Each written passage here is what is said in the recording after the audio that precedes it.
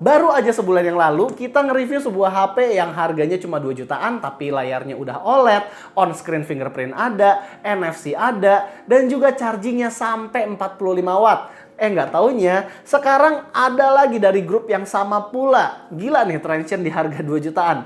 Yang kali ini dia layarnya dibuat lebih cantik, desainnya juga terlihat lebih slim, tapi baterainya lebih gede.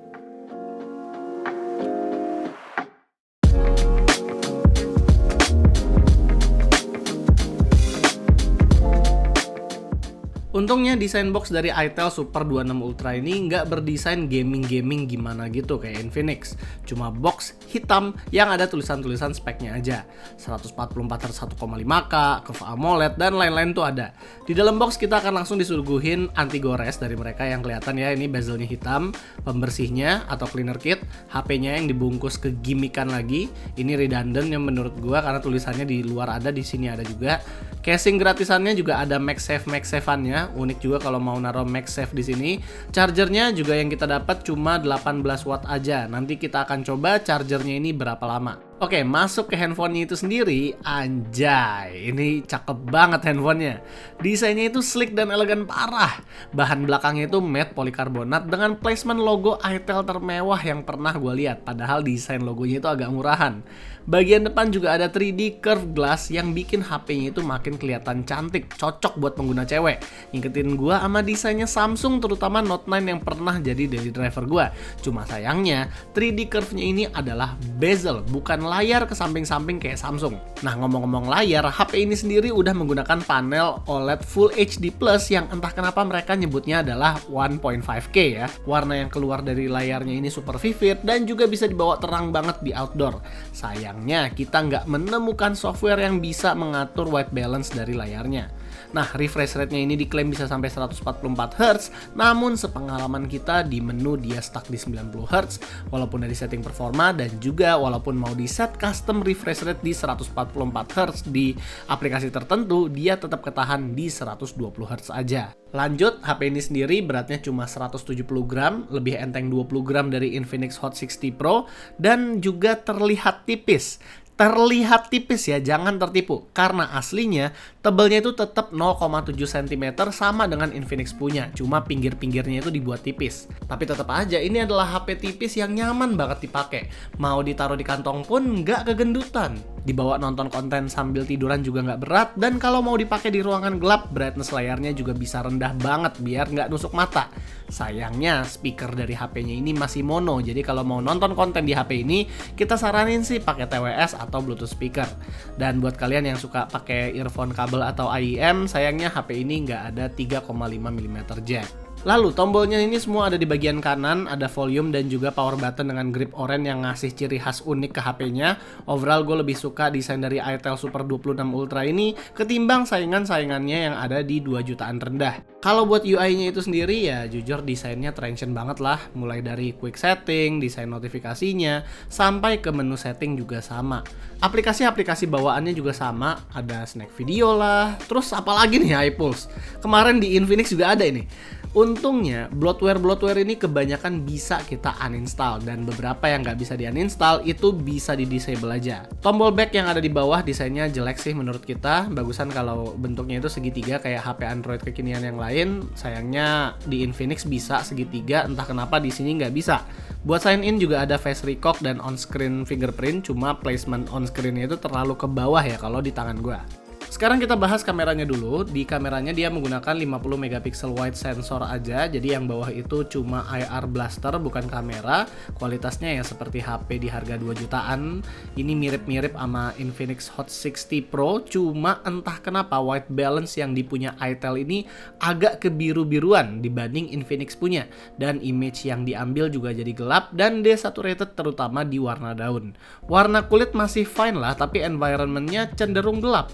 Foto-foto di ruangan yang bohlamnya warna kuning juga membuat fotonya jadi kurang menarik, tapi detail objek yang diambil masih oke banget. Nah, kalau night fotografinya so far sih warnanya masih kelihatan semua, detailnya juga lumayan bagus, tapi noise-nya kelihatan banget. Sementara buat kamera telenya dia termasuk lumayan bagus juga detailnya, hanya aja ini AI enhance, bukan pure seperti ini. Oh ya, fitur macam Sky Shop yang bisa ngasih filter-filter buat langit juga ada. Jadi ya defaultnya HP Transsion itu masih kental banget lah. Lalu buat perekamannya dia bisa mentok di 2K 30 fps atau 1080p 60 fps, ada electronic stabilizer juga. Cuma karena ini adalah HP murah, jadi stabilizernya nggak bekerja dengan terlalu baik. So far oke lah perekamannya, asal lagi kondisi yang terang. Nah, buat kamera selfie-nya dia beresolusi 12 megapiksel dan buat kualitasnya sih ya lumayan oke ya. Balik lagi ke kondisi cahayanya. Kalau di tempat yang cahayanya warna kuning seperti kafe, untungnya warna skin gue di sini nggak kekuning-kuningan banget. Untuk kamera depannya ya sebenarnya kualitasnya cukup standar. Ini kita lihat dia lensanya cukup wide, dia bisa ngerekam sampai 2K 30 fps, tapi kalau dipakai 2K 30 fps dia tidak ada stabilizernya, sama seperti kamera belakang. Masuk ke spesifikasi, itel Super 26 Ultra ini kayak yang tahun-tahun lalu.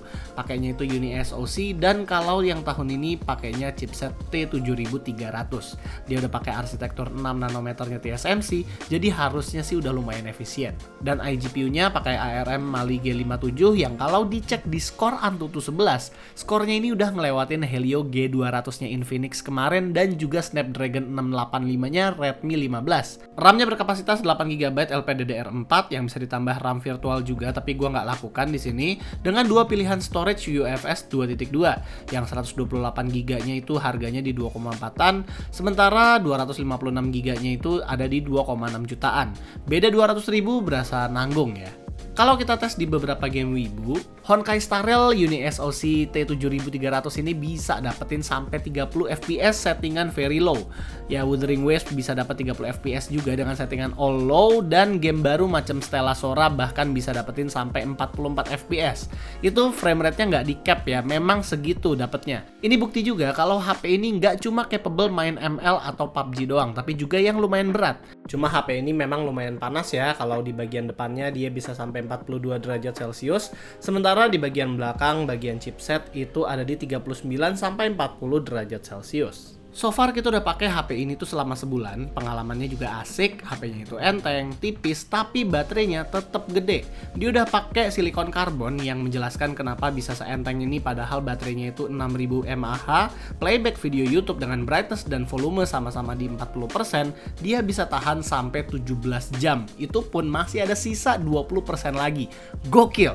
Cuma karena dia chargernya hanya 18 watt aja, jadi ngecasnya dari 3% sampai full butuh 2 jam lebih. Konektivitas HP-nya juga lengkap, hanya aja agak outdated. SIM card-nya hanya bisa sampai 4G, Wi-Fi-nya cuma Wi-Fi 5, USB OTG-nya juga cuma USB 2.0, tapi Bluetooth-nya udah 5.3 dan NFC tetap ada di sini.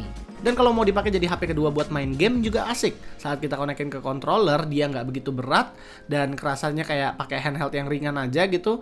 Mau diajak main PPSSPP juga ayo, tapi kalau PS2 emulator ya paling lihat game-gamenya lagi.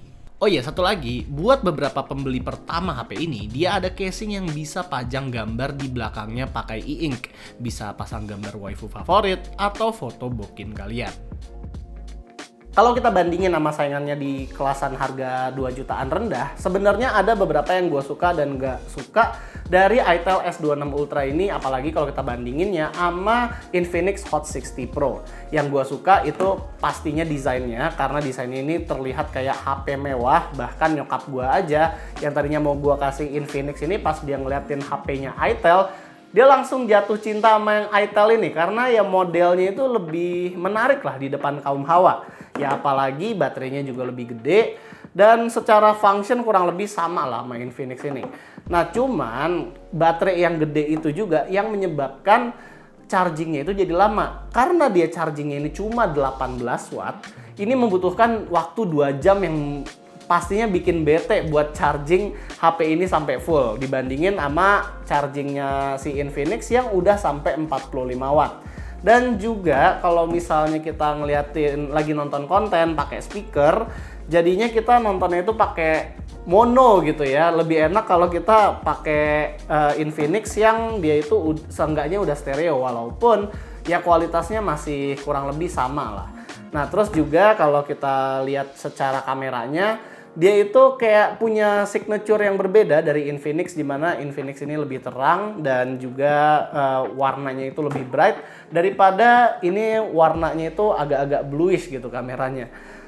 Tapi kalau dibandingin sama Redmi 15, gua masih belum menemukan keunggulan dari Redmi 15 kecuali di baterainya. Baterainya dia 7000 mAh, tapi sisanya gua nggak tahu sih ini kenapa gua harus beli Redmi 15, toh juga layarnya masih LCD, terus juga dia apalagi ya fingerprintnya masih di samping. Gua nggak tahu kenapa harus beli Redmi 15. Tapi kalau misalnya kalian mengincar 5G connectivity, gua saranin mungkin kalian bisa lirik aja Samsung A17. Atau kalau misalnya kalian mau mencari, sebenarnya kalau mencari performa ya Transsion sih yang paling bagus di harga 2 jutaan. Jadi ya kalau secara konklusi sebenarnya ini adalah salah satu HP yang terbaik di harga 2 jutaan. Tapi kalau untuk daily usage yang lebih enak dengan charging time yang lebih rasional, masih lebih enak Infinix Hot 60 Pro.